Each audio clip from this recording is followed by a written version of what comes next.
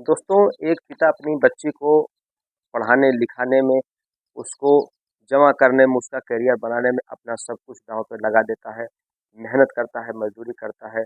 यानी अपने बच्चों की तकदीर बनाने के लिए, अपने बच्चों का भविष्य बनाने के लिए उससे जो भी बन पड़ता है, वह दिन-रात अपना पसीना बहाता है, मेहनत करता है, मज़दूरी करता है। लेकिन जब वह बच्ची की शादी के लिए वर ढूँढने लगता है, अपनी बच्ची की शादी के लिए घर-बार ढूँढता है, तो ढूँढ करके जब अपनी बच्ची की शादी करता है, तो बहुत सारे अरमान लेके शादी करता है कि हमारी बेटी जाएगी, ससुराल में जाएगी तो रानी बनकर राज करेगी, रानी बनकर रहेगी।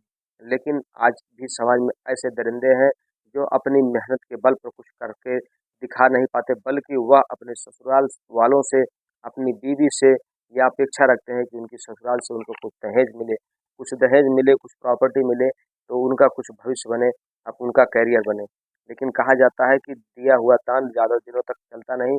जो आप अपनी मेहनत से, जो अपने कर्म से परिणाम को लाएँगे, उस परिणाम से, उस फल से आपको सारी लाइफ़, पूरी ज़िंदगी फल मिलता रहेगा।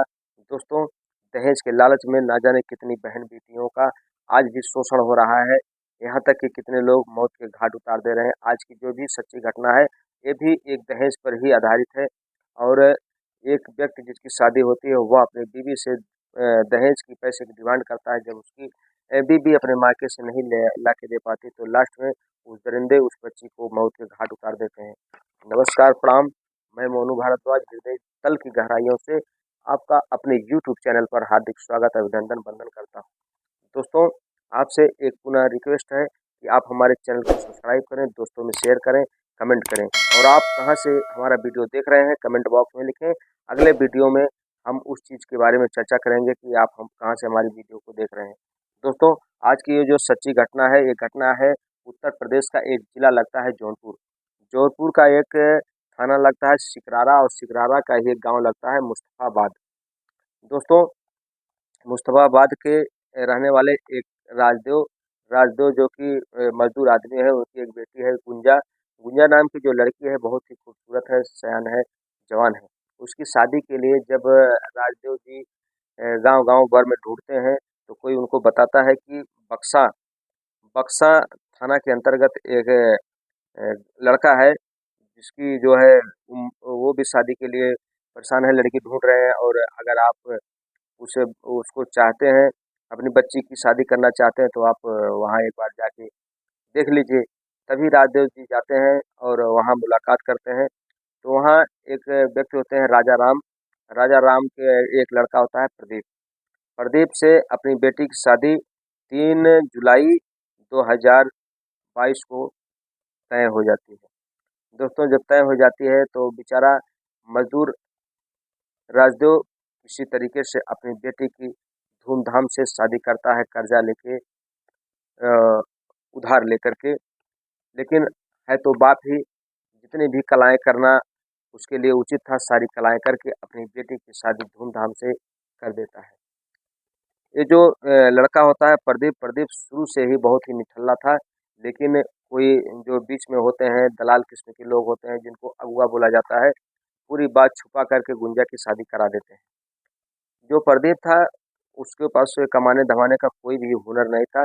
सिर्फ़ वह दिन भर अय्याशी करता, जुआ खेलता, ताश खेलता, और शाम को दारू पीकर घर पे आता तो झगड़ा लड़ाई करता।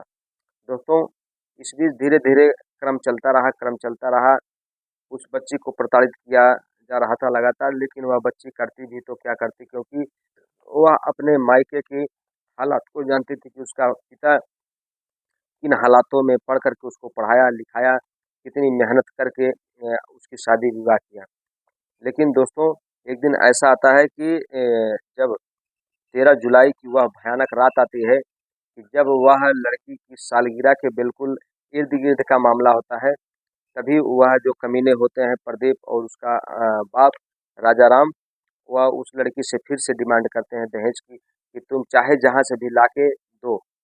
अब वह बच्ची अपने मायके फ़ोन नहीं लगाती, बल्कि जब भी फ़ोन लगाती अपने पापा से बड़े खुशीपूर्वक बात करती। जब उसके पापा पूछते कि बेटी कैसा है तुम्हारा हाल, तो वह बच्ची किसी भी हालात में अपने माँ-बाप को यह बात बताई नहीं, कभी भी नहीं बताई कि मेरे साथ ऐसा-ऐसा दुर्व्यवहार किया जा रहा है, मुझे दहेज के लिए प्रताड़ित किया जा रहा है, कई कई दिनों तक मुझे खाना पीना नहीं दिया जा रहा है। दोस्तों, उसके बाद जब 13 जुलाई की रात आती है भयानक, तो उस बच्ची को पहले बांध दिया जाता है, बांधने के बाद उसका कत्ल कर दिया जाता है। जब कत्ल कर दिया जाता है तभी उसको उनके पिता को फ़ोन किया जाता है कि जो है तुम्हारी बेटी का मृत्यु हो गई, इंतकाल हो गया है, जितनी जल्दी हो सके उतना जल्दी आओ। दोस्तों, जब तक उनके पिता राजदेव वहाँ पर पहुँचते तब तक पूरी जो टीम थी उनकी उस बच्ची के शव को लेकर के, गुंजा के शव को लेकर के शमशान घाट पर चले जाते हैं और चिता में आग लगाने की कोशिश करते हैं। हालांकि चिता में आग लगाई नहीं नहीं पाए थे, तब तक उनके पिता पहुंच जाते हैं लड़की की राजदेव।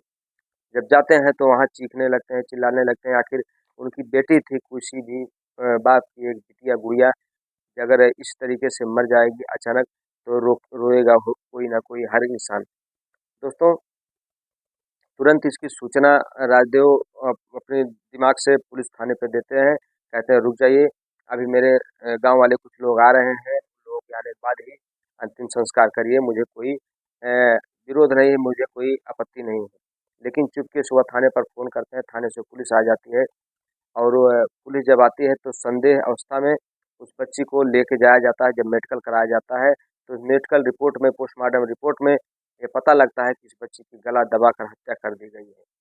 दोस्तों, कितना भयानक, दर्दनाक उस बच्ची के साथ जब देखा जाता है मेडिकल रिपोर्ट में, पोस्टमार्टम रिपोर्ट में, इस बच्ची के साथ बहुत ज़्यादा मारपीट की गई थी और मारपीट करने के बाद उसका गला दबाकर हत्या कर दी गई थी। दोस्तों, अब प्रदीप और उसके जो पिताजी होते हैं राजा राम, दोनों को दहेज हत्या का जो मामला होता है उसमें गिरफ्तार करके थाना अध्यक्ष जो महोदय होते हैं वो उसमें गिरफ्तार करके धारा के अंतर्गत जेल भेज देते हैं। अब कहने का तात्पर्य कि एक बच्ची कि जिसको बाप बड़े धूमधाम से तमाम अरमान लेकर के शादी करता है, ब्याह करता है, लेकिन उस बच्ची की ये दरिंदे, ये हैवान जो लालची किस्म के व्यक्ति हैं उस बच्ची की हत्या कर देते हैं। अब आने वाला भविष्य ही बताएगा कि उन लोगों को कितनी सज़ा होती है, उम्र कैद की सज़ा होती है या फांसी की सज़ा होती है, ये तो आने वाला वक्त ही बताएगा। दोस्तों, ये कहानी जो है एक दिल दहला देने वाली कहानी है। आप अपने आसपास जो है ऐसी किसी भी घटना की, अगर अप्रिय घटना घटती है तो लोगों को जागरूक करें और अगर घट भी जाती है तो तुरंत इसकी सूचना पुलिस प्रशासन को दें, क्योंकि पुलिस प्रशासन की जितनी भी हम सहायता करेंगे उतना ही प्रशासन हमारी आपकी सहायता करेगा। दोस्तों, हमारी कहानी कहने का उद्देश्य आपके दिल को ठेस पहुंचाना नहीं, बल्कि आपको जागरूक, सतर्क करना है। आप सतर्क रहें, स्वस्थ रहें, मस्त रहें।